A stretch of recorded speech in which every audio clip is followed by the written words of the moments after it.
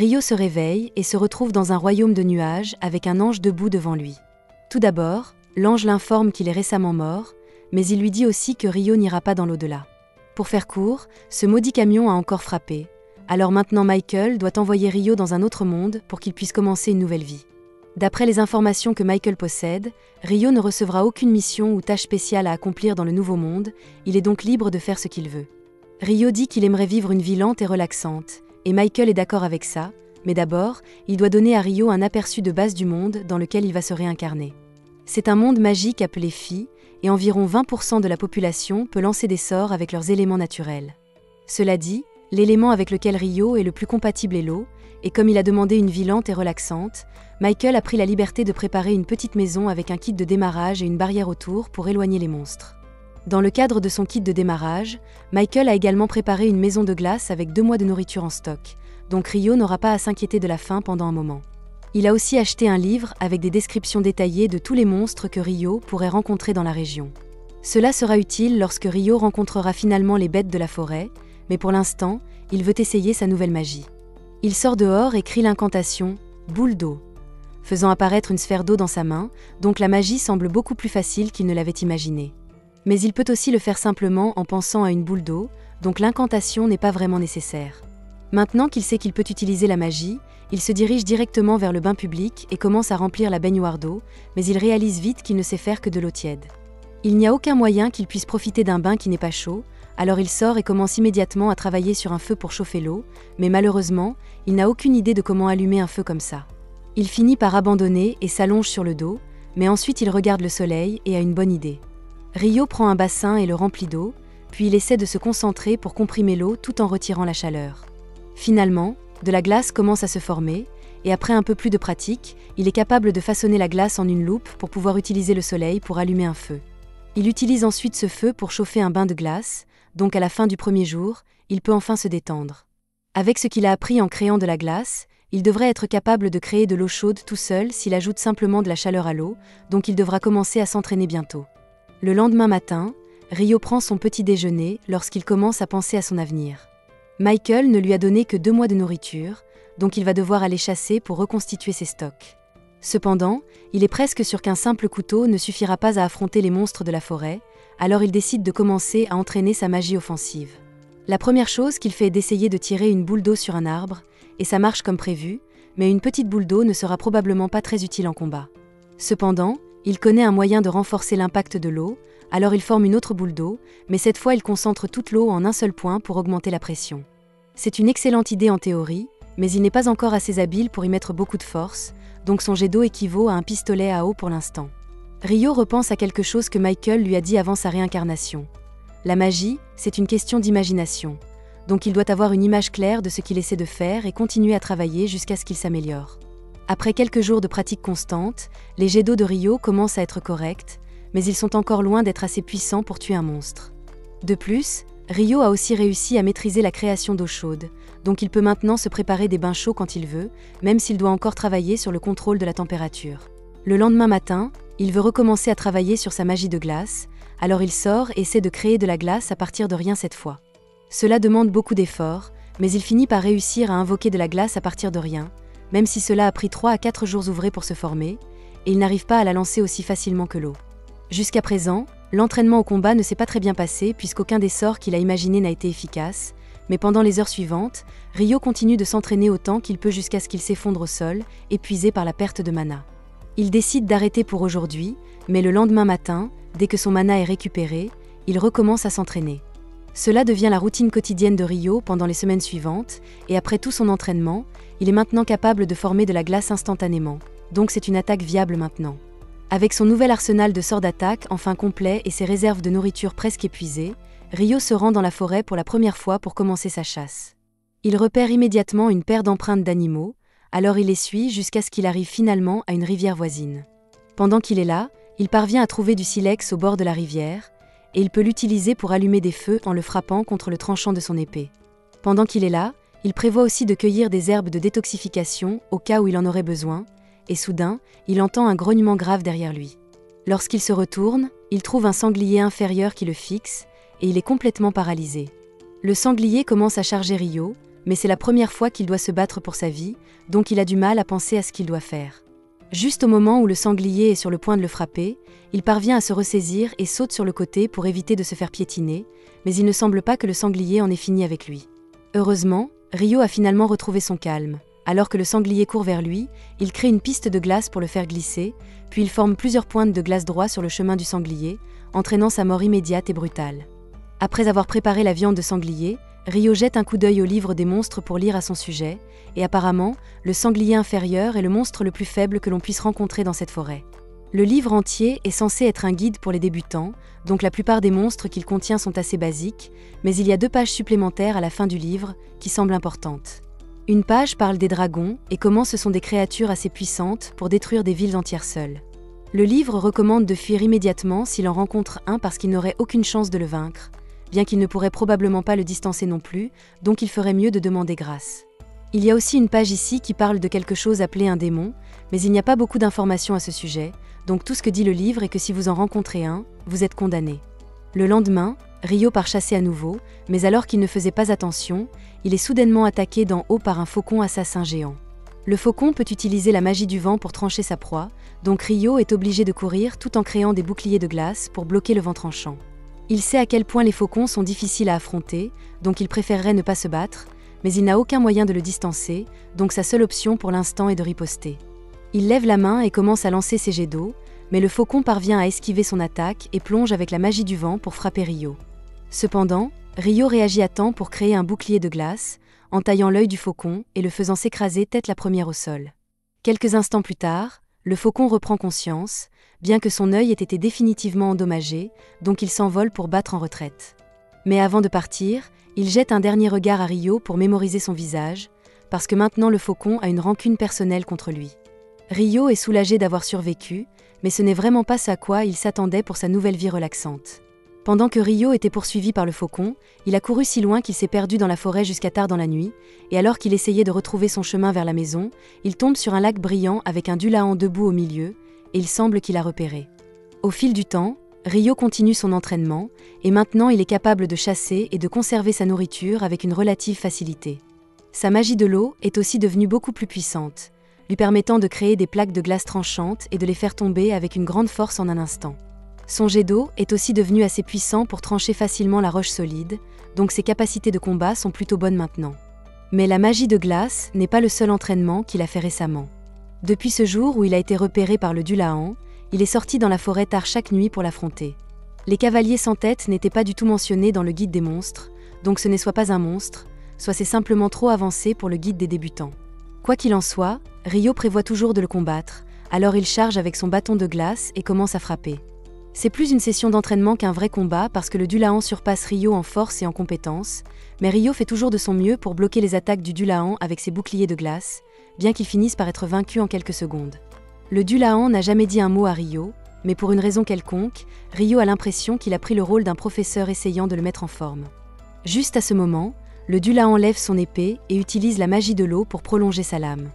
Rio est surpris d'apprendre que le Dulahan peut aussi utiliser la magie de l'eau, mais après avoir démontré comment fonctionne l'épée, il la donne à Rio et marche sur le lac. Plus tard, Rio était parti chasser comme d'habitude quand il a été soudainement attaqué par le même faucon assassin que la dernière fois. Il ne se souvient pas qu'il était noir la dernière fois qu'il l'a vu, donc il suppose qu'il a dû travailler dur pour évoluer juste pour revenir pour une revanche. Le faucon plonge vers Rio et lance plusieurs coups de vent, donc Rio érige 5 couches de murs de glace pour se protéger. Cependant, depuis qu'il a évolué, les coups de vent du faucon sont si puissants qu'ils brisent instantanément tous les murs de glace de Rio, et maintenant il commence à être vraiment nerveux. Il commence à courir à travers le champ tout en érigeant des murs de glace pour bloquer les attaques, et quand il voit enfin une ouverture, il contre-attaque en lançant plusieurs pointes de glace. Cependant, le faucon a réussi à esquiver les pointes avec une soudaine explosion de vitesse, et ce n'est pas tout. Il ouvre la bouche et crie à une fréquence qui interfère avec la magie de Rio, donc tous ses boucliers de glace disparaissent, et il est pratiquement sans défense. Mais le faucon n'a toujours pas fini, donc il commence à planer devant Rio, et il peut dire que quelque chose de gros arrive, mais il ne sait pas quand. Quelques instants plus tard, Rio peut sentir l'électricité dans l'air alors qu'un éclair est tiré droit sur lui, et une attaque comme ça aurait été fatale, mais heureusement, il a pu utiliser un bâton comme paratonnerre et sauter pour se sauver. Pendant que Rio se remet du choc partiel qu'il vient de recevoir, le faucon descend et essaie de l'achever avec ses serres, mais à la dernière seconde, Rio sort son épée de glace et part l'attaque. Le faucon l'affronte encore quelques fois, mais grâce à tout l'entraînement de Rio avec le Dulahan, il est capable de repérer rapidement une brèche dans les défenses du faucon et de le poignarder dans le cou. Après que le faucon est tombé au sol, Rio s'approche de lui parce qu'il peut comprendre ce qu'il ressent. Il a perdu un œil à cause de Rio, donc il voulait désespérément prouver qu'il était plus fort que lui, c'est pourquoi il a évolué en premier lieu, mais Rio a aussi passé son temps à essayer de devenir fort, donc à la fin, le faucon a quand même perdu. Après ça, Rio commence à rentrer chez lui, mais à sa grande surprise, il est soudainement confronté à un dragon. Il se souvient de ce que le livre disait sur les dragons étant invincibles, donc il pense qu'il est condamné, mais à sa surprise, le dragon commence à lui parler par télépathie. Le dragon ne semble pas vouloir blesser Rio d'aucune façon. En fait, il est juste coincé ici parce qu'il cherche actuellement un faucon noir qui est passé par ici, donc il se demandait si Rio l'avait vu dans les parages. Rio est content que le dragon ne soit pas hostile, mais il parle probablement du faucon qu'il vient de tuer, donc il s'excuse profondément et explique que le faucon l'a attaqué, donc il n'avait pas d'autre choix que de le tuer. Le dragon est surpris d'entendre qu'un humain comme Rio a pu tuer un faucon, mais il ne semble pas trop contrarié. D'un autre côté, le dragon est plutôt intrigué par l'épée que Rio porte parce qu'il la reconnaît comme celle du roi des fées, et pour qu'il l'ait donnée à un jeune garçon, Rio a dû faire quelque chose pour gagner ses faveurs. Le dragon a pris Rio en affection, et Rio a quelques questions qu'il espérait poser puisqu'il n'a toujours pas beaucoup d'informations sur ce monde. Lui et le dragon finissent par parler pendant quelques heures jusqu'à tard dans la soirée, mais leur conversation est interrompue parce que le dragon doit rentrer chez lui maintenant. Rio le remercie d'avoir répondu à ses questions, et le dragon le remercie aussi parce que ça fait une éternité qu'il n'a pas eu une conversation aussi intéressante. Ils se disent au revoir, mais pendant ce temps, Michael est au paradis en train de revoir les papiers de la réincarnation de Rio quand il remarque quelque chose qu'il a manqué plus tôt. Il semble que Rio ait reçu le trait caché de jeunesse éternelle pour une raison quelconque, et Michael trouve ça étrange parce qu'il n'a pas vu quelqu'un avec un trait caché depuis qu'il a envoyé une héroïne à Phil il y a 10 000 ans. Un jour, Rio se rend à la plage parce qu'il a eu récemment une envie de sel, mais lorsqu'il arrive, il trouve l'épave d'un navire échoué. Il s'approche du navire pour voir s'il y a des survivants et découvre un corps gisant à côté. Mais en vérifiant, il se rend compte que l'homme est déjà mort, donc il ne peut rien faire pour l'aider. Cependant, à ce moment-là, Rio entend un grognement de l'autre côté de la plage. Il regarde dans cette direction et est heureux de voir que quelqu'un a en fait survécu au naufrage. Le navire a été détruit par un monstre marin géant pendant une tempête massive. Alors Abel était certain qu'il allait mourir en mer. Mais à sa grande surprise, il se réveille dans un lit chaud. Tous ses affaires ont été posées sur la table à côté de lui, alors il les prend et commence à explorer les lieux, car il ne sait pas où il se trouve. Il sort dans l'espoir de repérer un point de repère, mais tout ce qu'il voit autour de la maison est une épaisse ligne d'arbres. C'est alors que Rio sort de la maison et dit qu'il est content de voir Abel debout. Abel est choqué de réaliser que Rio est là, car il n'a pas du tout senti son approche. Mais à part ça, il trouve que Rio est habillé de manière très étrange. Il s'apprête à demander pourquoi Rio n'a aucun sens du style, mais il se ravise en réalisant que ce serait impoli de dire ça d'emblée. À la place, il remercie d'abord Rio de lui avoir sauvé la vie. Rio répond qu'il n'y a pas de quoi le remercier, car tout ce qu'il a fait, c'est transporter le corps d'Abel ici. Malheureusement, Abel était le seul encore en vie quand Rio les a trouvés, donc tous les autres à bord du navire sont morts depuis longtemps. Abel est un peu surpris que d'autres personnes se soient échouées avec lui, mais il explique à Rio qu'il n'a pas le temps de trop s'inquiéter de leur mort, car tous les autres à bord étaient des passeurs illégaux. Rio ne sait pas exactement ce qu'Abel entend par « passeur », mais pour l'instant, Abel doit avoir très faim après un tel naufrage, alors Rio lui propose de lui préparer à manger. Pendant qu'il mange, Abel finit par demander à Rio pourquoi il ne porte qu'un pagne. Rio explique qu'il n'a tout simplement pas d'autres vêtements. Abel demande pourquoi Rio ne va pas acheter des habits, mais il s'arrête, pensant que Rio n'a peut-être pas assez d'argent pour se payer des nécessités, et que ce serait mal poli d'aborder le sujet. Rio est effectivement fauché en ce moment, mais même s'il avait de l'argent, il ne pourrait rien acheter car il n'y a ni ville ni village près de chez lui. Abel est choqué d'entendre ça, mais pour quelqu'un qui vit seul ici, il est impressionné par la façon dont Rio se débrouille. Il lui demande s'il a utilisé le couteau sur la table pour chasser la viande qu'il mange, mais Rio répond que le couteau sert surtout à dépecer ses prises. Quand il chasse, il utilise généralement sa magie de l'eau, et pour le prouver, il crée un peu d'eau pour remplir une cruche. Abel est émerveillé, car même dans les plaines centrales, seule la moitié des gens savent utiliser la magie. Rio, quant à lui, est surpris d'apprendre que la magie est si répandue, car Michael lui avait dit que seulement 20% de la population pouvait manier la magie. Après le déjeuner, Abel demande à Rio de le ramener à l'épave, car il a besoin d'y vérifier quelque chose. Rio accepte de le guider jusqu'à la côte, et pendant leur marche, Abel demande pourquoi Rio n'utilise pas de bâton magique alors qu'il est magicien. Rio est un peu confus, car il n'en a jamais eu besoin, mais Abel réalise alors que si Rio ne peut même pas acheter des vêtements, il ne peut évidemment pas se procurer un bâton non plus. Pour se faire pardonner sa maladresse, Abel propose à Rio de le laisser s'occuper de tous les combats s'il rencontre des problèmes en chemin. Rio essaie de lui dire que ce ne sera pas nécessaire, car il peut déjà gérer toutes les menaces de la forêt seul, mais Abel insiste, voulant contribuer à sa manière. Ils finissent par arriver à l'épave, mais à la surprise de Rio, tous les corps ont disparu. Il pense qu'un monstre a dû venir les manger à un moment donné, et qu'Abel a eu beaucoup de chance que Rio l'ait trouvé avant qu'il ne lui arrive quelque chose. Après avoir fouillé l'épave un moment, Abel se rend compte que ce qu'il cherche n'est pas là, alors il arrête de chercher. Rio lui demande ce qu'il compte faire maintenant, et Abel répond qu'il va rejoindre ses amis, bien que ce soit plus facile à dire qu'à faire. Se rendre à la ville de Long serait un bon début pour retrouver ses amis, mais il est presque certain qu'ils sont bien plus au sud de Long, et il ne sait pas combien de temps il lui faudra pour rentrer. Il craint de devoir se préparer à un long voyage solitaire, mais il a alors une idée et demande à Rio s'il veut l'accompagner. Rio est un peu stupéfait par cette offre, mais Abel explique qu'il ne connaît pas du tout cette région et qu'il aurait vraiment besoin d'un guide pour rentrer. Rio y réfléchit un instant et réalise qu'il n'a pas vraiment de raison de rester ici. Il est aussi curieux d'en apprendre plus sur les autres habitants de ce monde, alors il accepte d'accompagner Abel. Cependant, il a quelque chose à régler d'abord et demande s'ils peuvent partir demain matin. Abel n'a aucune objection, alors il retourne à la maison de Rio pour l'instant. Plus tard dans la soirée, Rio se prépare à sortir seul dans la forêt. Abel trouve bizarre que Rio veuille aller voir quelqu'un à cette heure, surtout après avoir dit qu'il n'y avait personne d'autre dans les environs, mais il ne veut pas trop s'immiscer dans les affaires personnelles de Rio, alors il ne dit rien. Rio se rend dans la forêt et finit par rencontrer Dulahan. Il lui annonce qu'il va quitter la forêt pour un certain temps et que ce sera peut-être leur dernier entraînement ensemble pour un moment, alors il compte se battre à fond. Rio brandit son épée et charge Dulahan, qui parvient toujours à bloquer toutes ses attaques. Mais Rio s'est tellement amélioré que ses coups sont assez puissants pour repousser Dulahan pour une fois. Cependant, Dulahan est bien plus compétent que Rio, et après un long combat, Rio s'effondre à genoux, vaincu. Leur match terminé, Dulahan commence à marcher lentement vers le lac. Rio se relève et le remercie pour tout l'entraînement qu'il lui a offert.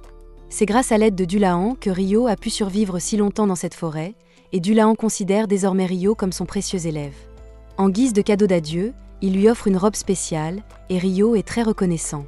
Le lendemain matin, Rio et Abel sont enfin prêts à partir. En s'éloignant, Rio dit un dernier au revoir à sa première maison dans ce monde. Alors qu'il s'enfonce dans la forêt, il rencontre rapidement un sanglier monstrueux. Abel demande à Rio de reculer et de le laisser s'en occuper. Il tire son épée et charge le sanglier en criant une technique de combat appelée « empalement total ». En un instant, un trou traverse le corps du sanglier. Rio est impressionné par ce qu'il vient de voir et demande à Abel ce que sont les techniques de combat. Abel explique que ceux qui ne peuvent pas utiliser la magie combattent avec des techniques appelées « skills » qui leur permettent d'accomplir des choses incroyables, comme ce qu'Abel vient de faire au sanglier. Après une journée de marche dans la forêt, ils arrivent finalement dans une zone marécageuse, mais elle est remplie d'hommes lézards. Abel préfère éviter tout combat et propose de faire un détour par les bois. Cependant, pendant leur détour, Rio sent quelque chose les approcher lentement. Il attire l'attention d'Abel et l'informe que les hommes lézards les suivent. Abel dit qu'ils vont devoir les affronter et prépare son épée, mais Rio lui dit qu'ils sont trop nombreux pour qu'Abel puisse les combattre seul. S'il compte les vaincre avec de la magie, Abel ne comprend pas comment Rio compte battre un groupe d'hommes lézards à lui seul. Mais alors que les lézards émergent des arbres, Rio les abat instantanément avec plusieurs pics de glace. Abel est choqué par ce qu'il vient de voir, mais ils sont encore en plein combat, alors il devra garder ses questions pour plus tard. Une fois tous les hommes lézards neutralisés, Abel demande à Rio d'expliquer quel sort il vient d'utiliser. Rio ne comprend pas la question, car il a simplement lancé plusieurs sorts de glace ordinaires, mais d'après ce qu'Abel sait, un mage ne devrait pouvoir lancer qu'un seul sort à la fois. Abel tient cette information d'un mage du vent, alors Rio pense que la limite d'un sort à la fois doit être spécifique à la magie du vent, car il n'a jamais eu de problème à lancer plusieurs sorts d'eau en même temps. Avant de repartir, Rio crée un verre d'eau pour Abel, car ils doivent rester hydratés. Mais Abel remarque que l'incantation utilisée cette fois est différente de celle utilisée précédemment pour créer de l'eau, et cela éveille sa curiosité. En réalité, Rio n'a même pas besoin d'incantation, il trouve juste que ça a l'air cool, mais il ne veut pas qu'Abel le trouve bizarre, alors il fait comme si de rien n'était. Ils finissent par sortir de la forêt et arrivent dans une plaine dégagée, mais sans s'en rendre compte, ils ont pénétré dans un territoire de golems de pierre. Abel et Rio doivent esquiver les rochers qu'on leur lance. C'est la première fois que Rio voit des golems de pierre, et il est surpris, car ils ne ressemblent pas du tout à ce qu'il imaginait. Abel court en avant et essaie d'utiliser sa technique empalement total sur les golems, mais bien qu'il parvienne à percer un trou dans l'un d'eux, le golem se referme instantanément. Il ne pourra pas avancer comme ça. Comme les golems peuvent se régénérer, Rio pense qu'il faut les détruire en une seule attaque, et il a justement le sort parfait pour ça. Il demande à Abel de s'écarter, car il veut essayer quelque chose. Une fois Abel en sécurité, Rio utilise sa magie pour invoquer un glaçon, un très gros glaçon. Il laisse ensuite tomber le glaçon sur 2 des golems, et même lui est un peu effrayé par la puissance destructrice de cette attaque. Il fait la même chose avec les autres golems jusqu'à ce qu'il n'en reste qu'un, mais celui-ci ne bouge plus pour une raison inconnue. Rio suppose que les golems puisaient leur énergie dans le sol pour attaquer, alors maintenant que celui-ci est tombé, il ne peut plus rien faire. Il repère aussi une énorme pierre magique au fond du golem et prévoit de l'emporter, mais c'est dommage qu'il ne puisse pas en récupérer plus, car tous les autres golems ont été écrasés. Ils installent leur campement pour la nuit, et pendant leur conversation, Abel mentionne que les donjons abritent des monstres comme les golems. Dès que Rio entend le mot « donjon », il s'enthousiasme et demande pourquoi Abel n'en a pas parlé plus tôt. Abel ne pensait pas que Rio serait si intéressé par le sujet, mais s'il veut vraiment voir un donjon, alors il a de la chance, car le seul donjon des plaines centrales se trouve à Long, la ville où ils se rendent. Rio demande s'il y a autre chose qu'il devrait savoir, alors Abel lui demande s'il connaît les nains et les elfes. Rio en a un peu entendu parler, mais il veut plus de détails. Abel explique que les nains sont des gens petits et forts, doués pour l'artisanat, et qu'il y en a pas mal à Long. Quant aux elfes, la plupart vivent dans les forêts et n'interagissent pas souvent avec les humains, donc Abel ne connaît qu'un seul elfe à Long. Le lendemain matin, ils continuent vers le nord, et Rio dit qu'une fois qu'ils auront passé les montagnes là-bas, ils trouveront la civilisation humaine. Abel a essayé de ne pas trop s'immiscer dans les affaires personnelles de Rio, mais il est très curieux de savoir comment Rio peut connaître la route alors qu'il n'est jamais allé dans un village humain. En réalité, Rio a obtenu ces informations lors de sa conversation avec le dragon, mais il est sûr que cette révélation affolerait Abel, alors il lui dit qu'il vaut mieux qu'il ne sache pas. Quelques instants plus tard, Rio sent une présence terrifiante à proximité, et à leur horreur, il se retrouve face à un griffon géant. Aucun des deux n'est de taille à affronter un tel monstre, alors Rio réagit vite et sort de sa besace la viande qu'il avait gardée pour plus tard, qu'il lance en l'air. Abel fait de même, et le griffon attrape aussitôt la viande. Il a maintenant assez de nourriture pour la journée et décide de les laisser tranquilles. Ils sont tous deux extrêmement soulagés d'avoir survécu. Abel dit que des monstres comme les griffons n'ont pas été aperçus près des humains depuis des siècles, donc cette montagne doit probablement éloigner les monstres les plus puissants de la civilisation. Mais si c'est le cas, alors il risque d'en rencontrer encore plus ici, et il semble qu'il ait raison, car peu après, il tombe sur un groupe de wyvernes. Abel pense qu'il devrait faire un détour pour les éviter, mais cela prendrait trop de temps en montagne. De plus, même si le griffon était trop fort pour Rio, il sait qu'il est assez puissant pour battre les wyvernes. Il sort donc de sa cachette et utilise plusieurs lances de glace pour les abattre. Abel est stupéfait de la facilité avec laquelle ils les ont vaincus, car il faut habituellement 20 aventuriers pour venir à bout d'une wyverne, mais tant qu'il s'en sort indemne, il ne va pas se plaindre.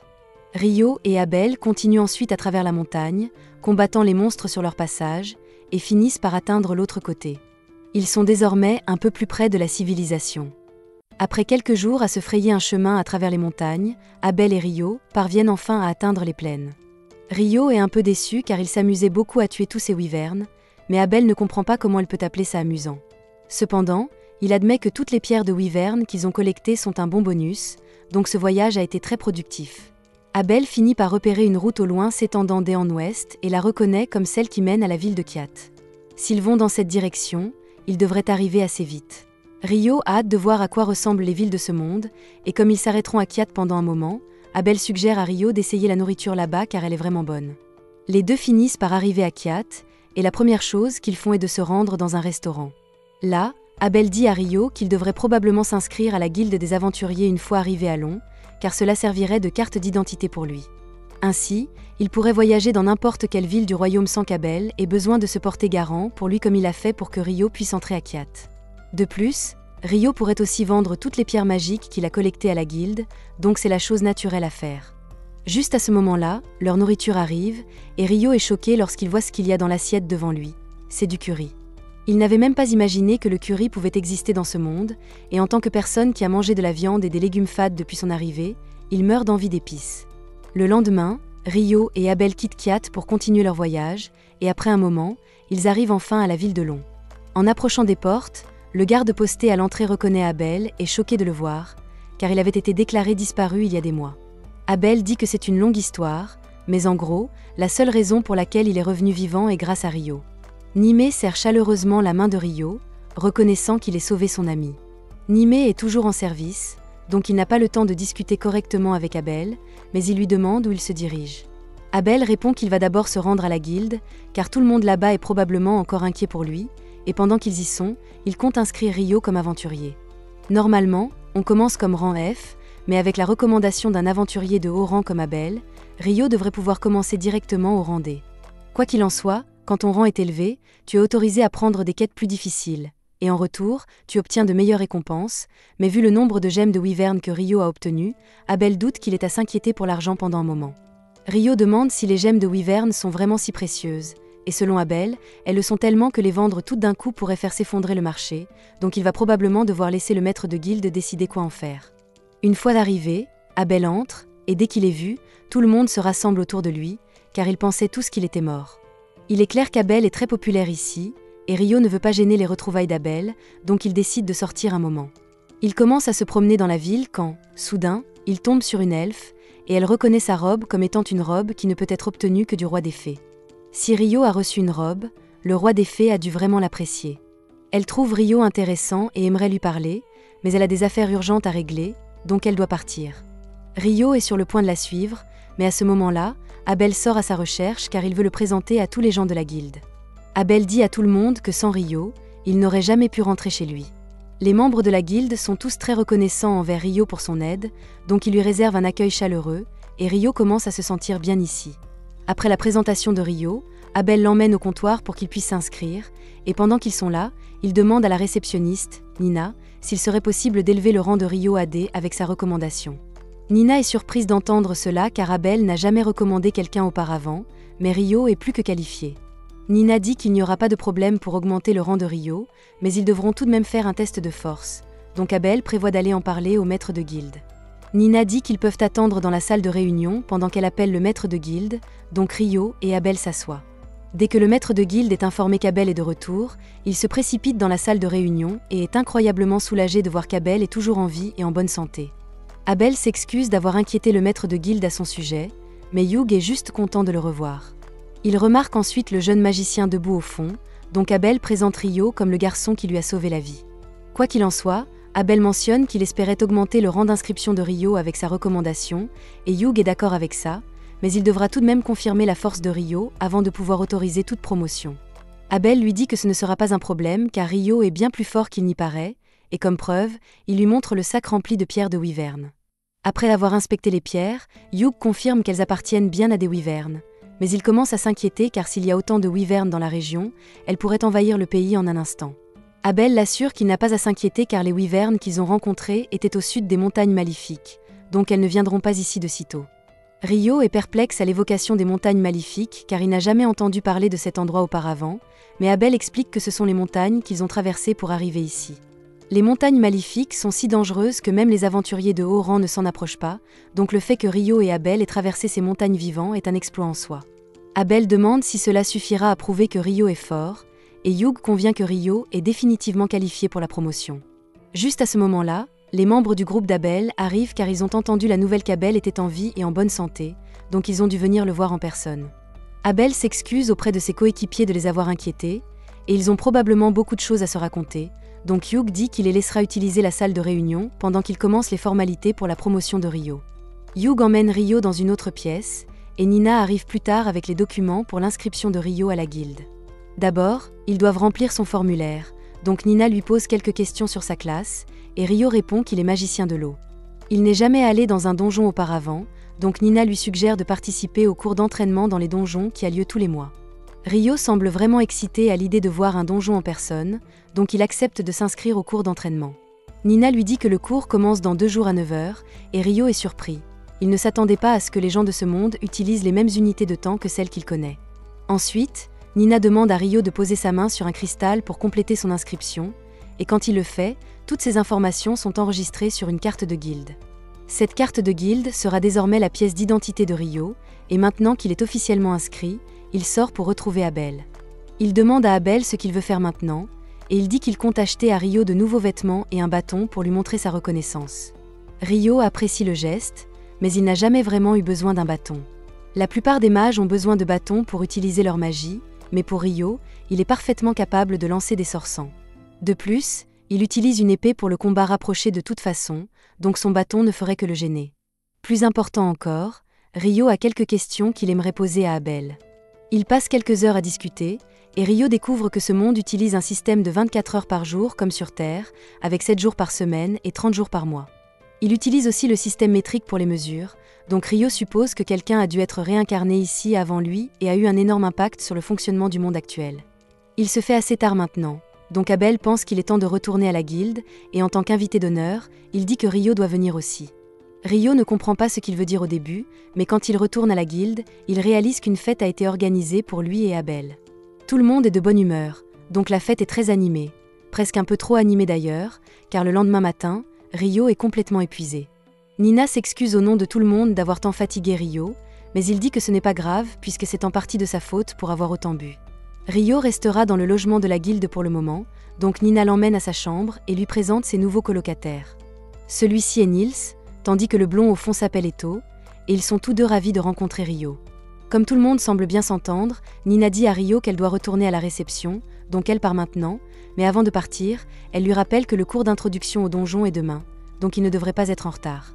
Une fois que Nina est partie, Nils commence à parler à quel point il la trouve sexy, mais Eto lui dit d'arrêter parce qu'il n'y a aucune chance que Nina sorte avec un raté comme lui.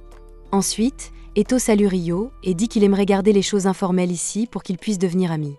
Rio dit qu'il aimerait être ami aussi, et Eto est content de l'entendre car il avait peur que Rio soit un connard prétentieux comme Dan de la Chambrin. Un moment plus tard, on frappe à la porte, et c'est Nina à nouveau. Elle s'excuse de déranger, mais elle vient d'avoir un nouvel aventurier inscrit qui a besoin d'un logement, donc elle veut l'installer dans cette chambre aussi. Il dit s'appeler Amen, mais les autres sont surpris qu'il soit un aventurier car il n'a clairement pas l'âge. Amen admet qu'il n'a que 16 ans, mais ses deux parents sont morts, donc il n'avait pas beaucoup d'options pour gagner sa vie. Eto dit à Amen qu'il n'y a pas de honte à ça puisque c'est comme ça que la plupart des gens finissent par devenir aventuriers, et apparemment, Amen prévoit aussi de suivre le cours sur les donjons demain, donc Nina demande à Rio d'y aller avec lui. Pendant que Rio fait connaissance avec ses nouveaux colocataires, Abel raconte à ses coéquipiers tout ce qui s'est passé pendant qu'ils traversaient les montagnes maléfiques, mais la magicienne Lynn refuse simplement de croire qu'un garçon comme Rio est capable d'une telle magie puissante. Bien sûr, les murs de glace peuvent être faits avec de la magie, mais ils sont généralement si minces qu'ils ne peuvent bloquer aucun dégât, et quelque chose comme conjurer un énorme cube de glace pour le lancer sur son ennemi est tout simplement impossible. Abel affirme qu'il a vu Rio le faire de ses propres yeux, mais Lynn ne peut toujours pas l'accepter. Une telle puissance va à l'encontre de tous les fondamentaux de la magie qu'elle a étudiée toute sa vie, et elle devient de plus en plus furieuse à l'idée qu'un gamin soit bien plus puissant qu'elle, mais Abel est toujours confiant qu'il sait ce qu'il a vu. D'après ce qu'Abel a décrit, la seule autre personne avec des capacités similaires à laquelle ils peuvent penser serait le célèbre magicien Inferno. Le magicien Inferno est un héros légendaire capable d'anéantir des milliers de soldats impériaux avec un seul incantation et de réduire les wyverns en cendres en un instant. Cela semble absurde de comparer Rio à quelqu'un d'aussi renommé, mais si sa puissance est vraiment au niveau du mage Inferno, alors Ria s'inquiète de ce qui pourrait arriver si Rio se retournait contre eux et rejoignait l'Empire de Buis. Cependant, Abel est certain que cela n'arrivera jamais parce que Rio ne trouve pas l'Empire de Buis cool, et c'est ce qui compte le plus pour lui. Quelques jours passent, et Rio a suivi assidûment le cours d'entraînement au donjon, mais pour la leçon d'aujourd'hui, l'instructeur dit à tout le monde qu'ils vont entrer dans un vrai donjon pour la première fois. Il demande si quelqu'un a des questions à lui poser concernant les donjons, donc Rio lève la main et demande s'il y a des mécanismes de téléportation qui permettent de voyager vers des étages déjà explorés. L'instructeur est impressionné que Rio soit au courant de ça, mais bien que ce genre de choses existe dans le donjon du Sud, il dit à Rio qu'il n'en trouvera pas ici. Peu après, tout le monde arrive à l'entrée du donjon, et l'instructeur explique que la ville de Long a en fait été construite autour du donjon, donc il est pratiquement en son centre. Tous les 2 ans, un phénomène appelé le mascaret se produit, ce qui signifie que la population de monstres dans le donjon augmente rapidement, et un tel événement met les gens de la ville en danger d'être attaqués, donc ces doubles murs ont été construits pour contenir les monstres. Rio trouve intéressant que Long ait un mur extérieur et un mur intérieur aussi, mais Amen est juste inquiet car l'événement du mascaret semble vraiment effrayant. L'instructeur le rassure qu'il n'y a pas à s'inquiéter puisque le mascaret ne se produit qu'une fois tous les quelques ans, donc les chances qu'il se produise maintenant sont extrêmement faibles. Le groupe arrive bientôt au premier étage du donjon, et l'instructeur leur dit qu'il n'y a que des monstres basiques à ce niveau, donc tout le monde est libre d'explorer autant qu'il le souhaite, mais il devrait rester à proximité en cas d'urgence. Rio et Amen partent seuls pour explorer la zone, et peu après, Rio sent un monstre devant eux, donc il dit à Amen qu'ils le combattront ensemble. En avançant dans la grotte, ils finissent par repérer le monstre, et c'est juste une fourmi soldat ordinaire, donc Rio dit à Amen qu'il va la clouer au sol, et quand il l'aura fait, il veut qu'Amen l'achève. Amen dit qu'il comprend le plan, donc Rio lance de la magie de glace pour percer les membres de la fourmi, et pendant qu'elle est immobilisée, Amen court vers elle et lui tranche la tête. Rio le félicite pour sa première victoire sur un monstre, et Amen se sent vraiment bien, mais il reste encore à faire puisqu'ils doivent récolter la pierre magique du cadavre de la fourmi avant de retourner. Plus tard dans la soirée, Rio et Amen retournent au logement de la guilde, et quand les deux autres entendent qu'ils ont réussi le cours, ils organisent une fête pour eux. Eto était honnêtement impressionné car il ne s'attendait pas à ce que Rio et Amen puissent vaincre une fourmi soldat lors de leur première incursion dans le donjon, mais Amen dit qu'il n'a pas vraiment fait grand-chose. C'est Rio qui a immobilisé le monstre pour lui, mais Rio dit qu'Amen mérite au moins un peu de crédit car c'est lui qui a porté le coup final. Nils leur demande ce qu'il prévoit de faire maintenant qu'ils sont certifiés pour les donjons, et Amen dit qu'il aimerait retourner dans le donjon et continuer à explorer, mais l'idée d'y aller seul l'effraie, donc il ne sait pas quoi faire. Rio dit qu'il serait heureux d'y aller avec Amen s'il cherche un partenaire, puisqu'il prévoyait de descendre au 3e étage du donjon de toute façon. Quelque chose à propos de cette fourmi étant au 1er étage intrigue Rio, car d'après ce que l'instructeur a dit, il ne devrait y avoir que des chauves-souris à cet étage. Juste à ce moment-là, Abel apparaît derrière Rio et lui dit que les fourmis creusent parfois des tunnels jusqu'au 1er étage, donc ce n'est pas impossible d'en voir une là-haut. Rio est un peu surpris car il ne s'attendait pas à voir Abel aujourd'hui, mais Nils et Eto, quant à eux, sont complètement ébahis car Abel est très célèbre ici. Nils est particulièrement nerveux car il dit qu'Abel a toujours été son héros, donc il se présente et demande à lui serrer la main. Abel est toujours heureux de rencontrer les nouveaux aventuriers, donc il accepte de lui serrer la main et lui rappelle amicalement de ne pas en faire trop lors des quêtes car la survie devrait être sa priorité absolue. Rio demande à Abel ce qu'il fait ici à cette heure de la nuit, donc il explique que lui et son groupe viennent juste de revenir d'une quête particulièrement longue, donc ils sont là pour faire un compte-rendu au maître de guilde sur ce qui s'est passé.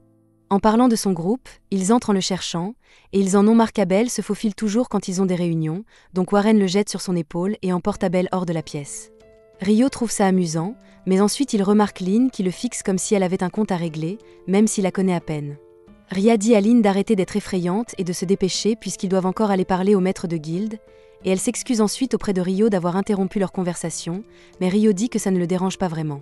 En sortant, Ria réprimande Lynn parce que c'est impoli de fixer les gens comme ça, mais Lynn n'a pas pu s'en empêcher car elle ne peut pas s'empêcher d'être curieuse à propos de Rio, après avoir appris qu'il est soi-disant un mage incroyable.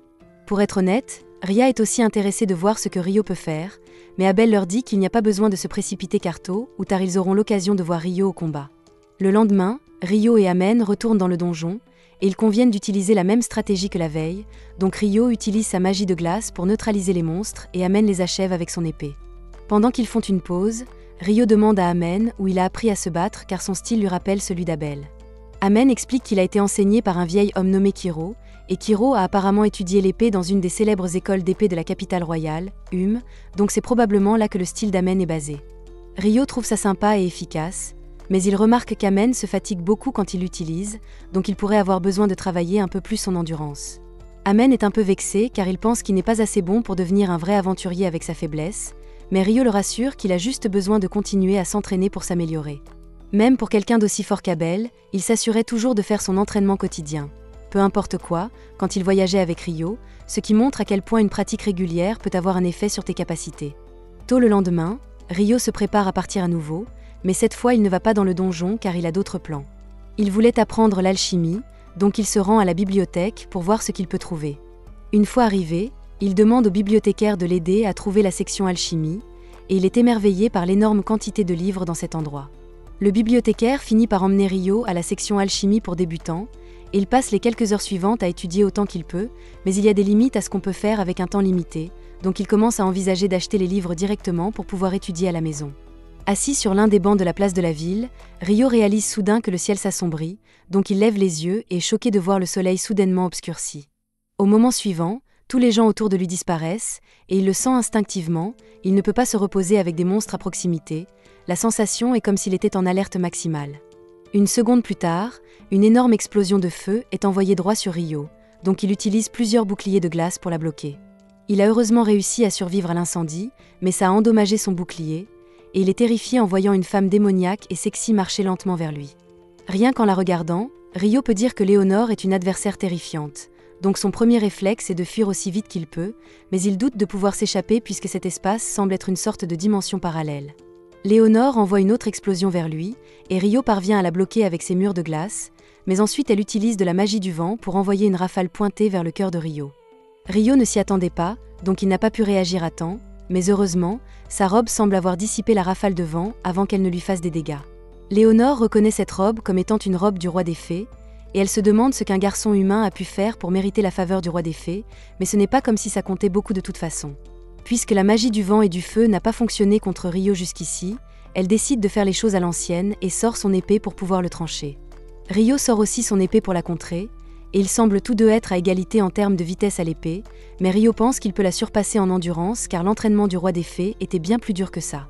Léonore essaie d'utiliser sa magie pour prendre l'avantage, mais la vitesse d'incantation de Rio est bien plus rapide que la sienne, donc il annule son sort avant même qu'elle n'ait fini. Les deux s'affrontent à nouveau, et une fois que Rio repère une ouverture, il libère une pluie de stalactites de glace pour tenter d'immobiliser Léonore. Cependant, elle utilise le feu pour faire fondre la plupart des glaces et crée ensuite 2 gros murs de pierre pour bloquer le reste. Malheureusement pour elle, les pierres n'étaient pas assez solides pour arrêter les jets d'eau pressurisés de Rio, donc elle est prise au dépourvu et se fait un peu trancher.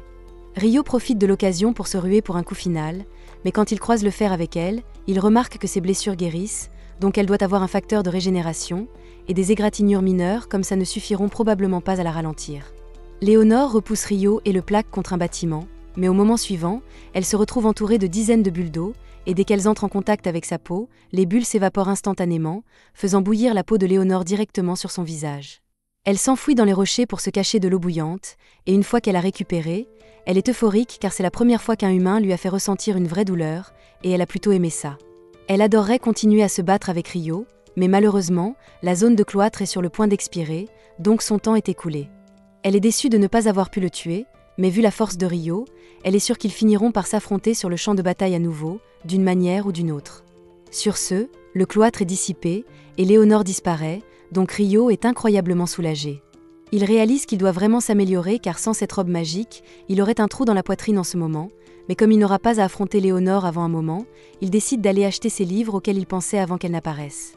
Rio se rend à la guilde pour vérifier son solde, et à sa grande surprise, il est chargé. Il se souvient qu'Abel lui a dit que ces pierres de Wyvern étaient vraiment précieuses, mais il n'aurait jamais pensé que vendre juste une de ces pierres lui rapporterait autant d'argent. On dirait qu'il n'aura pas à s'inquiéter de gagner de l'argent pendant un moment, donc il décide de retourner dans sa chambre pour la journée, mais il est surpris de voir que les autres ne sont pas encore rentrés. Il entend ensuite du bruit dans l'arrière-cour, donc il va vérifier et voit Nils, Eto et Amen battus au sol et entourés par 5 gars.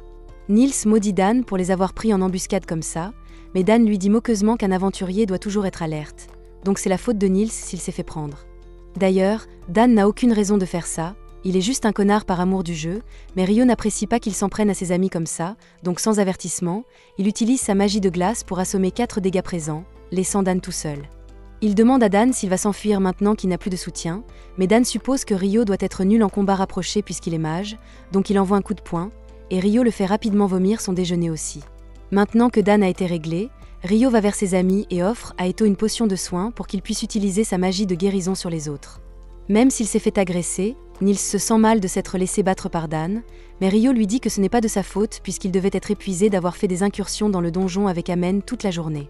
Quoi qu'il en soit, comme il est tout aussi épuisé qu'eux, Rio suggère qu'ils aillent tous se détendre dans un bain chaud, et pendant qu'ils y sont, Eto utilise sa magie de guérison pour soigner la blessure de Rio.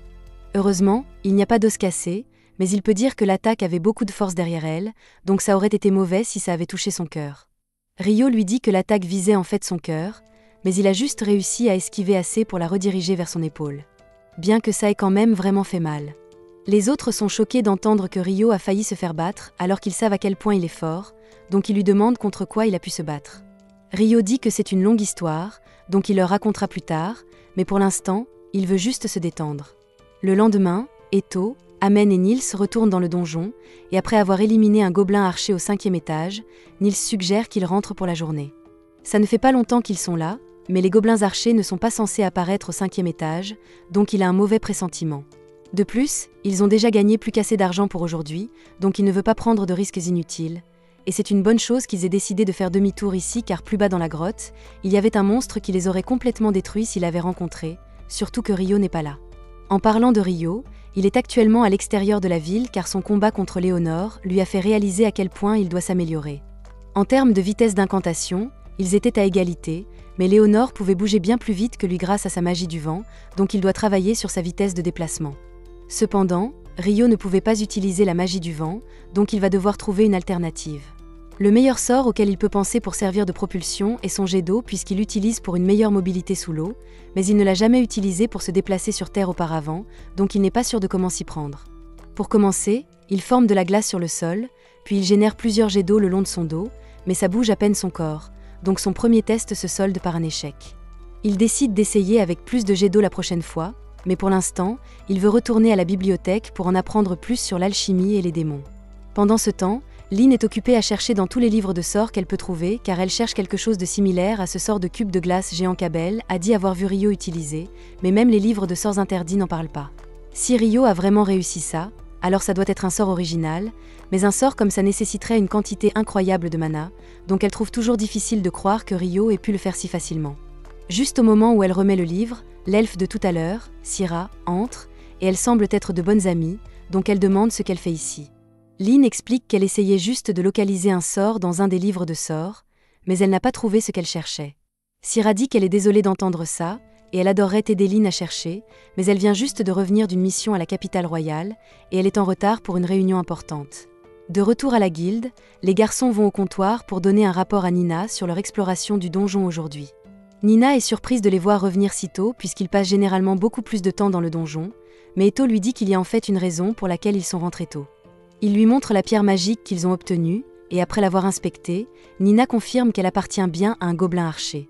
Un gobelin archer apparaissant au 5e étage est pratiquement inédit, donc elle se précipite pour informer le maître de guilde, mais avant de partir, elle remercie les garçons pour les précieuses informations.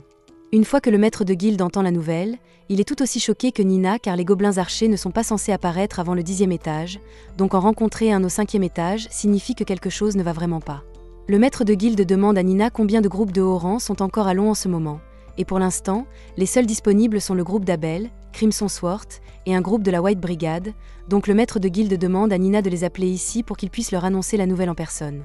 Peu après, Abel et les autres arrivent à la guilde en réponse à la convocation du maître de guilde, mais Abel n'est pas exactement ravi car il a entendu que la White Brigade va être là aussi, et il déteste devoir parler à leur leader. Une fois arrivé, Abel voit le leader de la White Brigade, Phelps, déjà assis, donc il lui adresse un salut poli, et maintenant que tout le monde est là, le maître de guilde les informe qu'il les a appelés parce qu'il aimerait qu'ils enquêtent sur la récente occurrence étrange dans le donjon. Très récemment, un groupe de nouveaux aventuriers a affirmé avoir rencontré un gobelin archer au 5e étage. Abel lui demande s'il est certain qu'un gobelin archer est vraiment apparu si haut, et le maître de guilde dit qu'il a déjà reçu une preuve irréfutable, donc les informations sont correctes. C'est pourquoi il veut engager les deux groupes pour enquêter sur le donjon afin de vérifier les signes du grand mascaret. Cela fait 10 ans depuis le dernier, donc il y a de bonnes chances qu'un autre mascaret se produise bientôt, et ils doivent être préparés. Les deux groupes seront payés 100 pièces d'or à l'avance et 200 à leur retour, mais le but de cette mission est simplement d'enquêter, pas de combattre, donc s'ils trouvent des preuves du mascaret, ils doivent retourner à la surface immédiatement et l'informer. À partir de là, le maître de guilde fermera les doubles murs autour du donjon jusqu'à ce qu'ils reçoivent des renforts des chevaliers régionaux. Le maître de guilde a déjà obtenu la permission du seigneur local pour ça, mais il doit encore inspecter le donjon pour prendre des mesures, donc il leur demande s'ils sont prêts à accepter la mission. Abel et Phelps acceptent tous deux au nom de leur groupe, donc l'enquête est prévue pour demain matin. Le lendemain, Rio se réveille tôt car il prévoit d'aller à la bibliothèque nord de la ville pour en apprendre plus sur l'alchimie. Eto lui dit que la bibliothèque nord n'est accessible qu'aux personnes de rang D et plus, mais ça ne posera pas de problème à Rio. Bien qu'Amen se souvienne avoir entendu des rumeurs que les textes interdits de cette bibliothèque ne sont accessibles qu'au rang B ou plus, donc Rio ne pourra pas y avoir accès. Peu après, Rio arrive à la bibliothèque nord, et la sélection de livres ici est encore plus grande que celle de la bibliothèque sud. Cet endroit est si grand qu'il va probablement avoir besoin d'aide pour trouver les livres qu'il cherche, mais les gens le regarderaient bizarrement s'il se mettait soudain à parler de démons. Juste au moment où Rio monte un escalier, il tombe sur Syrah, et ils sont tous deux surpris de se voir ici. Pendant ce temps, près du donjon, les membres de Crimson Sword et de la White Brigade se sont tous rassemblés devant les portes pour se préparer à l'enquête, mais juste au moment où le maître de guilde s'apprête à les ouvrir, Abel l'arrête car il a un mauvais pressentiment.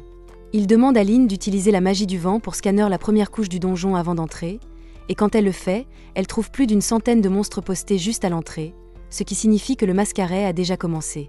Le maître de guilde déclare l'état d'urgence et émet une demande pour que tous les aventuriers disponibles se rendent au donjon et se préparent au combat, car ils vont avoir besoin de toute l'aide possible. Pendant ce temps, de retour à la bibliothèque, Syrah se présente à Rio, et elle est ravie d'avoir pu le revoir. Elle demande à Rio ce qui l'amène à la bibliothèque aujourd'hui, et il est sur le point de dire qu'il veut faire des recherches sur les démons, mais il réalise que ça semblerait bizarre, donc à la place, il dit qu'il veut apprendre l'alchimie. Syrah est intriguée puisque l'alchimie est un sujet difficile, donc Rio lui dit que son objectif est de construire un golem un jour, bien qu'il ne soit pas pressé. Construire un golem est un véritable exploit, et malheureusement, autant que Syrah sache, il n'y a pas de livre sur la fabrication de golems ici, mais elle sait où Rio peut trouver des livres pour commencer son apprentissage de l'alchimie. Elle propose même de lui faire visiter, puisqu'elle connaît bien cette bibliothèque. En chemin, Syrah demande à Rio s'il aime lire des livres, et il dit qu'il les adore, mais il n'a pas été près de livres depuis longtemps, donc il n'a pas eu beaucoup d'occasion de lire. Syrah rit un peu parce que la façon dont Rio a dit ça donne l'impression que ça fait des décennies qu'il n'a pas vu un livre, ce qui est un peu vrai, mais il ne veut pas tout expliquer, donc il change de sujet et commence à parler de ce qu'il trouve cool que Syrah soit une elfe. Syrah admet que c'est rare de trouver une elfe vivant dans des établissements humains, donc elle peut être considérée comme un peu étrange, mais si rien d'autre, rester dans la ville l'a amenée à rencontrer Rio, donc elle ne changerait rien. Pendant que Rio et Syrah continuent leur promenade tranquille dans la bibliothèque, toutes les portes du donjon sont verrouillées, et tous les aventuriers disponibles ont été postés sur les murs en anticipation de la menace imminente. Peu de temps après, les portes principales du donjon s'ouvrent violemment, et des centaines de gobelins en sortent, donc les aventuriers commencent leur attaque et tirent des centaines de flèches pendant que les mages lancent autant de boules de feu que possible. Ce sera une bataille d'usure, donc dès que quelqu'un est blessé, il est retiré de la formation pour être soigné et pouvoir continuer à se battre, mais avec autant de gobelins ici, le maître de guilde commence à s'inquiéter qu'il ne puisse pas les repousser. Phelps dit à tous les membres de son groupe de s'assurer de conserver leur énergie, et Abel rappelle à Lynn de ne pas utiliser trop de magie car ils ne peuvent pas risquer qu'elle manque de mana trop tôt. Malheureusement, il manque de flèches, donc Abel ne sait pas combien de temps ils pourront tenir.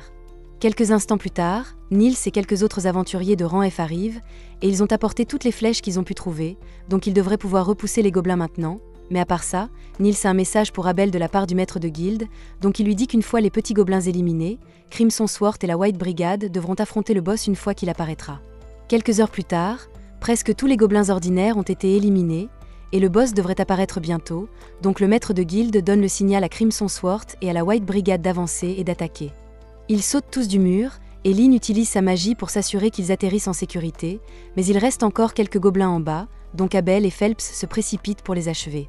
Ils tournent ensuite leur attention vers le grand général gobelin qui vient d'émerger du donjon, mais à leur surprise, ce n'est pas un seul, ce sont 3 généraux gobelins séparés. C'est une mauvaise nouvelle, car avoir 3 généraux signifie qu'il doit y avoir un roi gobelin à proximité, donc ils doivent en finir rapidement. Abel dit à tout le monde que lui et Phelps s'occuperont chacun d'un général, pendant que Ria et Shena pourront s'occuper du dernier, et maintenant que tout le monde a compris le plan, ils passent tous à l'action. Abel esquive un des gobelins, frappe, et parvient à lui couper le bras, donc ça ne devrait pas être trop difficile d'abattre les généraux gobelins, mais juste à ce moment-là, il remarque quelque chose d'étrange dans le donjon, donc il crie à tout le monde de se baisser immédiatement. Au moment suivant, une lame de vent est envoyée droit sur eux, coupant tous les généraux gobelins en deux, mais heureusement, tout le monde a réussi à s'accroupir à temps pour éviter d'être tranché. Celui responsable de la lame d'air était le roi gobelin, et il ne sera clairement pas aussi facile à vaincre que les autres, donc Abel et Phelps se ruent pour essayer de le prendre par surprise. Cependant, quand Phelps essaie de le transpercer avec sa lance, elle rebondit sur l'armure du roi gobelin. Phelps est obligé de reculer car il ne peut pas lui infliger de dégâts, mais Abel ne ralentit pas du tout.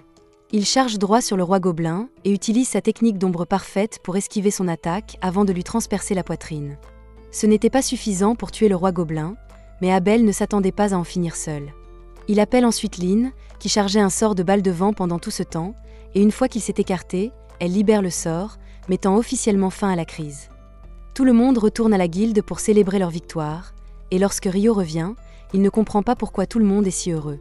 Mais tandis que les autres membres de la guilde font la fête, le maître de guilde est submergé de paperasse, car il doit encore envoyer les rapports sur le sanglier titré et traiter tous les paiements pour les aventuriers qui ont aidé à le combattre.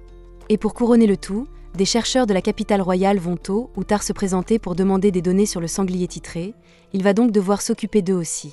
Pendant ce temps, à la fête, Abel vient de finir d'expliquer tout ce qui s'est passé avec le sanglier titré pendant qu'il était à la bibliothèque, lorsque les amis d'Abel arrivent. Lynn avait l'intention de demander à Rio en personne depuis un certain temps déjà, alors elle lui dit qu'elle veut savoir s'il peut vraiment créer des murs de glace épais à distance. Rio le confirme et, pour être exact, il dit qu'il peut lancer des sorts jusqu'à une distance d'environ 40 mètres, mais qu'il lui a fallu beaucoup de temps pour maîtriser cette technique, donc ce n'est pas aussi facile qu'il le laisse paraître. Même dans ce cas, Lynn n'a jamais entendu parler de quelqu'un capable d'utiliser la magie à une telle distance, alors elle demande à Rio s'il s'agit d'un sort original, et si oui, elle veut savoir quelle incantation il utilise pour le lancer.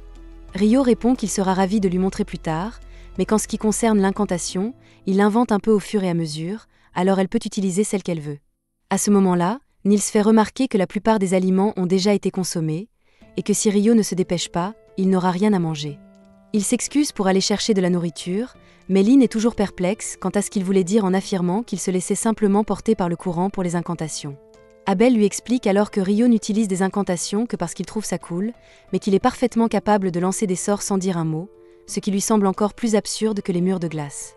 Tôt le lendemain matin, Niels, Eto et Amen se réunissent à la guilde pour chercher du travail, mais ils sont déçus de voir que le tableau d'affichage est complètement vide.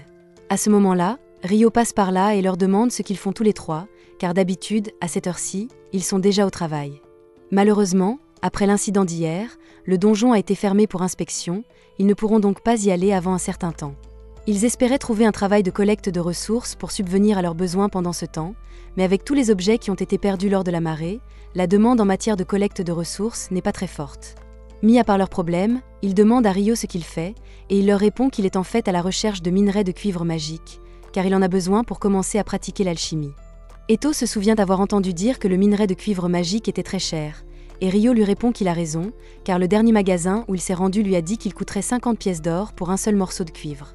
L'argent n'a pas vraiment d'importance pour Rio, car il est riche, mais il veut aider ses amis, alors il leur demande s'ils seraient intéressés par la collecte de minerais de cuivre magique pour lui. Il dit qu'il est prêt à leur payer 4 pièces d'or chacun, qu'ils trouvent ou non du minerai de cuivre, et s'ils en trouvent, il leur en achètera pour 25 pièces d'or. Tous les trois sont stupéfaits, car c'est plus d'argent qu'ils n'en ont jamais gagné de leur vie, mais Eto demande à Rio s'il est vraiment d'accord pour leur payer autant. Rio répond qu'au final, s'il trouve le cuivre, il n'aura à leur verser que 37 pièces d'or, ce qui est bien moins cher que les 50 pièces qu'il devrait payer pour se procurer du cuivre en ville, donc c'est également une bonne affaire pour lui. Comme il confirme que Rio est sérieux au sujet de l'accord, les trois se précipitent pour commencer leur recherche, mais une fois qu'ils sont partis, Rio entend du bruit dehors, alors il va voir ce qui se passe. En bas, il voit Dan se disputer avec un groupe de chevaliers qui essaie pratiquement d'enlever une fille en plein jour. La jeune fille ne veut clairement pas les suivre, alors quand ils essaient de l'entraîner de force, Dan s'interpose et pousse le chevalier pour qu'il relâche son emprise sur la jeune fille. Elle est maintenant libre, mais ils ont des problèmes plus importants à régler, car les chevaliers sont toujours 4 fois plus nombreux que Dan et ils ont des épées, il n'a donc aucune chance de gagner ce combat. Le chef des chevaliers se prépare à donner une leçon à Dan pour avoir osé s'opposer à un chevalier, mais pour une raison quelconque, dès qu'il fait un pas, il trébuche et tombe par terre. Tout le monde est très perplexe, car il n'y a clairement rien près des pieds du chevalier, mais celui-ci ne veut pas accepter l'embarras d'admettre qu'il a trébuché sur ses propres pieds, alors il accuse Dan de lui avoir fait quelque chose. Cependant, alors qu'il essaie de se relever, il trébuche à nouveau. Peu après, Phelps arrive et est consterné par les agissements de ses soi-disant chevaliers. Au début, les chevaliers tentent de le menacer, car ils ont techniquement plus de pouvoir dans la ville que les aventuriers, mais leur tactique d'intimidation ne fonctionne pas sur Phelps, car même s'il est aventurier, il est aussi un noble. Son nom complet est Phelps Henlin, et dès que les chevaliers apprennent que Phelps est issu de la famille Henlin, ils réalisent qu'ils ont commis une erreur. Le père de Phelps, Alexis Henlin, était l'ancien capitaine des chevaliers royaux, ce qui signifie que la famille Henlin a beaucoup d'autorité sur les chevaliers, et que Phelps pourrait probablement les faire renvoyer sur un coup de tête s'il le souhaitait. Et s'il avait été présent pendant qu'il tentait d'enlever la jeune fille, il n'aurait probablement pas hésité à les éliminer. Mais pour l'instant, tout ce qu'il sait, c'est qu'il s'apprêtait à s'en prendre à Dan. Alors il leur crie dessus, les traitant de honte pour la chevalerie, et leur dit de dégager avant qu'ils ne changent d'avis et ne les laissent partir. Une fois les chevaliers partis, Phelps lève les yeux vers Rio, car il a remarqué ce qu'il a fait tout à l'heure. Il avait déjà entendu Abel dire que la magie de Rio était extraordinaire, mais la voir de ses propres yeux était tout de même incroyable, car il n'avait jamais vu personne utiliser la magie à une telle distance ou avec une telle précision. Bien sûr, il n'a pas l'intention de dire à qui que ce soit que c'est Rio qui a fait glisser ses chevaliers royaux, car cela causerait des ennuis à Rio, mais il apprécie vraiment que Rio soit intervenu pour aider, car il se sent personnellement responsable d'avoir laissé des gens aussi pourris devenir chevaliers royaux. Plus tard dans la soirée, Rio déjeune à la taverne quand Abel arrive par hasard. Il est rare qu'il sorte sans le reste de son groupe, alors Rio suppose immédiatement qu'Abel doit se rendre dans le quartier rouge après cela. Abel panique et dit à Rio d'arrêter de parler avant que les gens ne l'entendent. Grâce à ses talents de déduction, Ryo en déduit qu'Abel ne veut pas que les gens pensent qu'il est le genre de personne à fréquenter le quartier chaud, et qu'il doit donc avoir des vues sur quelqu'un. Au début, il pense qu'il s'agit peut-être de Lynn, mais Abel lui dit qu'il se trompe, car Lynn est déjà amoureuse de Warren. Dans ce cas, Ryo en conclut qu'Abel doit avoir le béguin pour Ria et panique encore plus en essayant de le nier, mais cela ne fait que confirmer les soupçons de Ryo. Mis à part le béguin d'Abel, Ryo lui demande ce qu'il fait vraiment dehors tout seul ce soir. Techniquement, il se rend dans le quartier chaud, mais pas pour les raisons habituelles, et comme Ryo est là, il aurait vraiment besoin de son aide. L'un des enquêteurs du donjon envoyé à Long est un vieil ami d'Abel, et il a été assigné à des chevaliers royaux pour assurer sa protection pendant son séjour en ville. Malheureusement, ces gardes sont les mêmes que Ryo a repérés plus tôt, et de nombreux rapports font état de crimes odieux qu'ils auraient commis en profitant de leur position de chevalier. Abel a entendu dire qu'ils se trouvaient dans le quartier des plaisirs ce soir, et qu'ils allaient forcément causer des problèmes à un moment ou à un autre, alors il veut les arrêter avant que quelqu'un ne soit blessé. Alors qu'il marche, Ryo remarque 2 aventuriers en train de discuter, mais il a déjà rencontré tous les aventuriers de la ville et il ne reconnaît pas ces 2-là. Abel lui explique qu'il n'est pas rare que des aventuriers se rendent à Long pour explorer le donjon, mais celui-ci est fermé pour le moment, ce qui rend leur présence suspecte, d'autant plus qu'ils sont vêtus de noir et s'éloignent dès qu'ils se rendent compte que Ryo et Abel les observent. Peu après, Ryo et Abel s'engagent délibérément dans une ruelle sombre et quelques instants plus tard, ils sont pris en embuscade par ces aventuriers louches. Mais Ryo avait prévu le coup et les assomme tous en leur jetant de la glace sur la tête. Pour être honnête, cela a été beaucoup plus facile qu'ils ne le pensaient, mais ils ne savent toujours pas ce que ces types mijotaient, ils vont donc devoir les remettre aux gardes pour qu'ils les interrogent. Pendant ce temps, ailleurs dans le quartier des plaisirs, Phelps marche seul lorsque ses chevaliers s'approchent furtivement derrière lui. Leur chef est toujours embarrassé que Phelps se soit mis en travers de son chemin plus tôt, alors lui et les autres prévoient de le tuer cette nuit, mais au moment où ils s'apprêtent à dégainer leurs épées, ils réalisent tous qu'ils ne peuvent plus bouger pour une raison inconnue. Tout cela était un piège orchestré par Phelps, car il est désormais conscient de la sinistreté de ce groupe de chevaliers, et il serait un noble raté s'il les laissait continuer ainsi. Il a donc demandé à Shena de les frapper avec des aiguilles paralysantes, et une fois qu'ils sont immobilisés, il fait appel à sa magie du feu pour réduire leur corps en cendres jusqu'à ce qu'il n'en reste plus aucune trace. Le lendemain matin, l'équipe de recherche venue de la capitale arrive en ville, et comme l'avait prédit le maître de la guilde, elle cause immédiatement des problèmes à tout le monde en réclamant toute la provision alimentaire du jour pour ses recherches. En plus de cela, Clive exige également que Hugh rouvre le donjon et lui fournisse des aventuriers pour assurer leur protection pendant leur enquête. Hugh répond à Clive qu'il est déraisonnable, car ils ne savent pas dans quel état se trouve le donjon actuellement et que cela pourrait être très dangereux, mais Clive lui rappelle qu'il a reçu les pleins pouvoirs pour mener l'enquête et que Hugh doit donc faire tout ce qu'il lui dit. Le conseiller, Arthur, s'excuse auprès de Hugh pour le comportement de Clive et promet de remplacer les provisions qui ont été prises à la ville, ce que Hugh apprécie grandement, mais Clive refuse toujours de renoncer à rouvrir le donjon pour y entrer. Hugh finit par céder et dit qu'il est prêt à ouvrir le donjon pour Clive, mais il précise que si quelque chose tourne mal, ni Hugh ni la ville de Long ne seront tenus responsables, tout retombera sur les épaules de Clive. Clive commence à avoir des doutes maintenant qu'il réalise qu'il devra faire face aux conséquences si quelque chose tourne mal, mais il ne peut plus faire marche arrière après avoir tant insisté.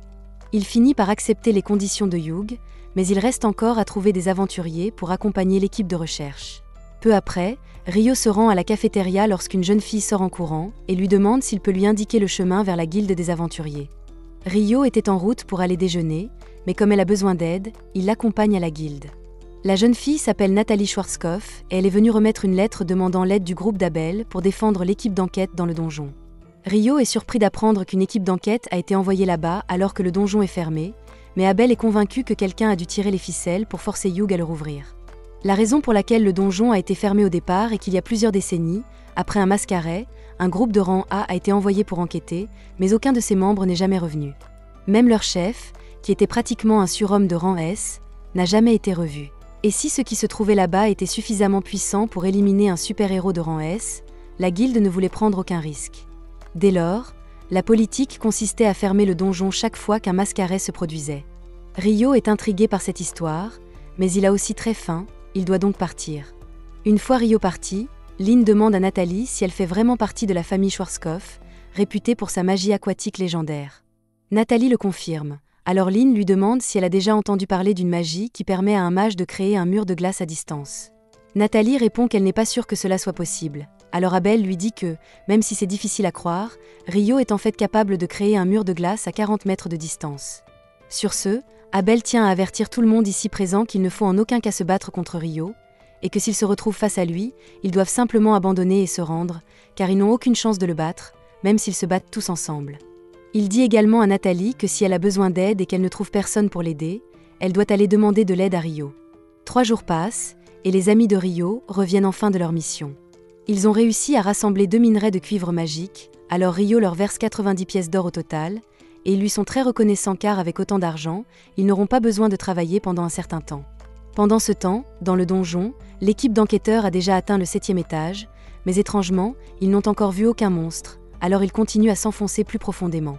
Finalement, ils tombent par hasard sur un carré noir sur le côté du mur, et aucun d'entre eux n'a la moindre idée de ce que c'est, car ils n'ont jamais rien vu de tel auparavant, mais Clive est ravi, car il s'agit d'une anomalie de premier ordre à analyser. Il ordonne immédiatement à tout le monde d'installer l'équipement de mesure afin de pouvoir envoyer les données à la surface. Une fois cela fait, l'équipe d'analyse, dont fait partie Nathalie, commencera à examiner les données pour identifier l'anomalie. Cependant, dès que l'équipe de recherche de Clive insère le monodensimètre dans la porte, tout le monde est instantanément téléporté et l'équipe de surface perd le contact avec eux. Au moment où ils réalisent ce qui se passe, ils se retrouvent au milieu d'une plaine herbeuse, et heureusement, aucun d'entre eux ne semble être blessé. Cependant, ils n'ont aucune idée de l'endroit où ils se trouvent, et ils ne voient Clive ou son équipe de recherche nulle part. Ailleurs dans les champs, Clive a demandé à son équipe de commencer à recueillir des données sur leur environnement dès que possible, car si son hypothèse est correcte, alors la porte doit les avoir tous téléportés vers un nouvel endroit. Cela signifie qu'il existe un risque très réel d'être attaqué, donc tout le monde doit rester sur ses gardes. Mais Clive est en fait content que cela soit arrivé, puisque cela lui donnera un plus grand aperçu de la théorie selon laquelle les monstres de la Mascaret proviennent du 38e étage. Et en tant que celui qui a découvert la porte de téléportation, il est sûr d'obtenir une promotion à la tête du département une fois de retour à la surface, mais seulement s'ils s'en sortent vivants, car les créatures ici-bas ne semblent pas vouloir être amicales. De retour à la surface, Nathalie et les autres membres de l'équipe de recherche essaient encore de comprendre ce qui est arrivé aux aventuriers lorsque le localisateur se rallume soudainement. Il ne transmet un signal que pendant un moment, ce n'est donc pas suffisant pour communiquer, mais d'après les informations qu'ils ont obtenues, il semble que l'équipe d'expédition ait atterri d'une manière ou d'une autre au 40e étage du donjon. Mais cela n'a aucun sens, puisqu'ils étaient au 10e étage il y a un instant. C'est alors qu'un homme nommé Christopher entre dans la tente et se présente comme l'un des chercheurs du collège de magie, venus participer à cette enquête. Il comprend que lui et l'équipe de recherche de Nathalie sont techniquement rivaux, mais il dit qu'il a besoin de savoir si quelque chose d'étrange est arrivé dans le donjon, donc il apprécierait qu'ils puissent lui dire ce qu'ils en savent. Nathalie et le reste de l'équipe de recherche hésitent un peu à révéler des informations aussi sensibles. Alors Christopher explique qu'il y a peu, il entrait dans le donjon avec les aventuriers désignés pour la 2e expédition de recherche, mais alors qu'il était sur le point de franchir le seuil du donjon, tout le monde devant lui a disparu, ce qui est la raison pour laquelle il est désespéré de découvrir ce qui leur est arrivé. Entendre le témoignage de Christopher confirme que les aventuriers dans le donjon ont vraiment été téléportés, et cela explique comment ils ont atterri au 40e étage, mais cela n'améliore en rien la situation. À l'heure actuelle, l'endroit le plus loin qu'un aventurier ait exploré dans le donjon est le 38e étage, et il est dit qu'à partir de cet étage, il serait difficile même pour un groupe de rang A de survivre, sans parler de tous les groupes de rang C et D qui se sont joints. Heureusement, le groupe d'Abel était parmi les personnes envoyées en première expédition, donc lui et les autres devraient pouvoir protéger tout le monde pendant un certain temps, mais les choses vont très vite empirer s'ils ne trouvent pas un moyen de les secourir. Quand Nathalie entend qu'Abel et tout son groupe sont coincés dans le donjon, elle se souvient de ce qu'il lui a dit avant d'entrer, alors elle se précipite à la bibliothèque pour trouver Rio et lui demander de l'aide. Pendant ce temps, de retour à la guilde, Nena entre dans le bureau de Hugh et l'informe que quelque chose s'est mal passé avec l'enquête. L'équipe qui a été envoyée a disparu au hasard après être entrée, et tout contact a été perdu, donc le doyen Christopher demande la présence de Hugh afin qu'il puisse comprendre ce qui se passe. Hugh se lève immédiatement de son bureau et dit à Nena qu'il s'y rend tout de suite, mais pendant son absence, il veut qu'elle garde les détails de la situation secrets jusqu'à son retour, parce que si les aventuriers restants l'apprennent, cela pourrait provoquer une panique générale. Au même moment, Rio traverse la bibliothèque comme d'habitude, mais il ne fait pas beaucoup de progrès dans ses recherches puisqu'il n'a aucune idée d'eux ou trouver les livres dont il a besoin. Il aimerait vraiment que Sarah soit là, puisqu'il est sûr qu'elle saurait où trouver les livres dont il a besoin, et il a de la chance, car elle se trouve se tenir dans l'allée d'à côté. Rio est ravi de la voir, alors il s'approche, explique qu'il a essayé de chercher des archives sur les éclipses et les mascarets, mais il ne sait pas du tout où chercher. Sarah dit qu'elle serait heureuse d'aider, puisqu'elle sait exactement où se trouvent ces archives. Personnellement, elle pense qu'il y a un lien entre les éclipses et les mascarets, parce qu'avant que le mascaret ne se produise, il y a eu une éclipse 2 jours auparavant, et historiquement, le même schéma s'est répété encore et encore. Cela dit, Il a fallu une tonne de recherches pour qu'elle fasse ce lien, donc elle veut savoir pourquoi Ryo s'intéresse soudainement autant au sujet. Cependant, Ryo ne peut pas exactement lui dire qu'il a combattu un démon au milieu de la ville pendant la dernière éclipse, alors il change de sujet et demande à Sarah si elle sait pourquoi les pierres magiques changent de couleur. Elle sait que Ryo cache quelque chose, mais elle décide de laisser tomber pour l'instant et explique que la couleur d'une pierre magique change selon la durée de vie du monstre. Ryo le savait déjà, et c'est en partie la raison pour laquelle il s'intéresse autant au mascaret, parce que d'après les rapports, toutes les pierres magiques obtenues des monstres du mascaret étaient transparentes. Actuellement, les gens supposent que les monstres remontent des niveaux inférieurs pendant un mascaret, mais les pierres magiques transparentes indiquent que tous ces monstres venaient tout juste d'apparaître. Ryo se souvient que les archives de tous les autres mascarets ont rapporté le même phénomène de pierres magiques transparentes, et il est surpris parce qu'il ne pensait pas que des archives aussi détaillées seraient disponibles ici. Sarah lui dit que les archives sont en fait en assez mauvais état et qu'elles sont toutes sur parchemin, donc même les bibliothécaires ne les connaissent pas, mais elle sait exactement où elles sont, donc elle peut lui montrer s'il veut. Pendant ce temps, du côté de l'équipe d'enquête, ils n'ont toujours pas été capables de déterminer où ils sont, et considérant le fait qu'ils ont été téléportés ici, ils ne sont même pas sûrs d'être encore dans le donjon à ce stade. Arthur demande aux chercheurs s'ils ont réussi à remettre en marche leurs outils, et on lui dit que l'émetteur est de nouveau en ligne, donc l'équipe de surface devrait pouvoir les localiser maintenant. Les autres pensent que cela signifie que quelqu'un viendra les secourir, mais Arthur n'en est pas si sûr. Abel lui demande s'il y a quelque chose qui l'inquiète, alors Arthur explique que l'air ici semble juste étrange. S'il devait le décrire, c'est similaire à la sensation que l'on ressent lorsqu'on est à l'intérieur du sort Sanctuary Square, et ce sort est la défense ultime, donc il peut dévier toutes les attaques magiques et physiques. Si cette zone est similaire à cela, alors cela signifie qu'ils ont été piégés à l'intérieur d'une sorte de barrière pour les couper du monde extérieur. Abel commence à comprendre la gravité de la situation, alors il demande à Lynn d'utiliser son sort de sonde pour rechercher dans la zone quoi que ce soit de notable. Lynn le fait, et sa magie ailée détecte un large groupe de personnes à environ 500 mètres de distance. Pour être exact, c'est environ une centaine d'humains, mais il y a une douzaine de formes de vie là-bas qu'elle ne reconnaît pas. C'est certainement étrange, mais pour l'instant c'est leur seule piste, alors ils se dirigent dans la direction du groupe. Pendant ce temps, de retour à la surface, Hugh vient d'être informé que l'équipe d'enquête a été téléportée au 40e étage, et Hugh ne peut pas croire à quelle malchance c'est, parce que même s'il devait rassembler chaque aventurier de la ville pour une mission de sauvetage, il ne pourrait jamais descendre aussi loin. En plus de cela, ils ne sont toujours pas sûrs de ce qui a causé la téléportation en premier lieu, donc Christopher dit qu'il serait trop risqué d'envoyer qui que ce soit là-bas dans l'état actuel des choses.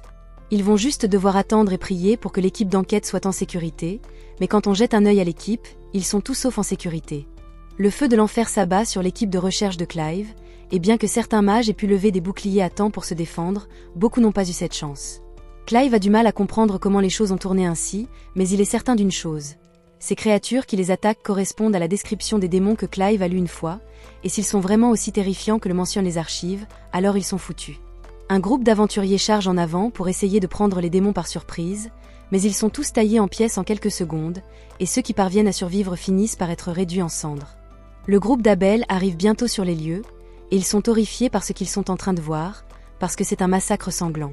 Ria jette un regard au monstre et réalise que ce sont des démons, alors elle avertit tout le monde que, selon les archives, les démons sont les ennemis des dieux et des anges, et ils sont bien plus forts que n'importe quel humain ordinaire, donc en vaincre n'est pas une mince affaire. Ils ont tous des questions sur pourquoi des démons seraient dans un endroit comme celui-ci, mais Arthur dit qu'ils peuvent y penser plus tard, parce que pour l'instant ils doivent sauver l'équipe de Clive. Il ordonne à tous les mages de se préparer pour une attaque en tenaille, donc alors que Clive et ses hommes sont sur le point d'être submergés, une barrage de javelots magiques transperce les 3 démons qui les attaquent.